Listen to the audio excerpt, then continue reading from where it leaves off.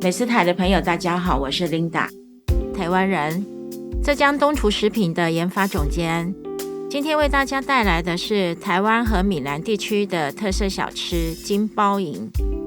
名字听起来很豪气，个儿大实在，吃上3个就饱咯。这道小吃的内馅很丰富，必不可少的几样有大白菜、香菇、笋干、猪肉。今天用的是肥瘦比例3:7的前夹肉，吃起来呢不会太油腻。首先我们先去皮切片，再切成肉丁。泡发好的香菇和笋干，我们依次切丁，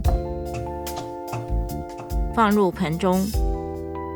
最后是大白菜，切碎后加入少许的盐，抓一抓，让它先出水。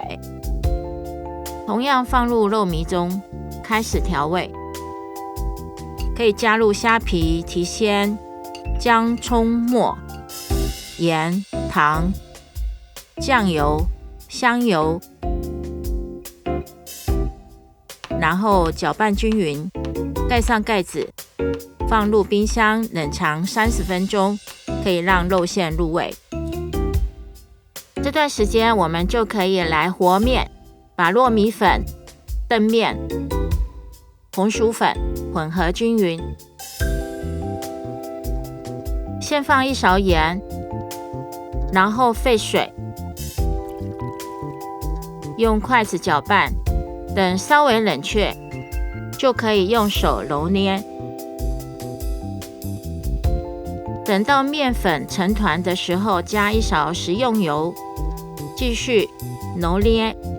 在面团里面加食用油，可以增加弹性和韧性。和到面团紧实，盖上保鲜膜，醒发20分钟就可以包馅。醒发好的面团，我们放到砧板上，揉成长条。金包银的包法很简单，取大约50克左右的剂子，按压成椭圆形的面皮，在中间添上肉馅，两边对折，接口处捏合包紧成橄榄状，就可以放入蒸屉。我们今天用白菜叶代替蒸笼布，这样蒸出来的金包银会吸收白菜的清香。白菜叶也可以一同食用，等水上气后，大约蒸至10分钟就可以了。这样一道表皮 Q 弹透亮、内馅丰富的金包银就做好了。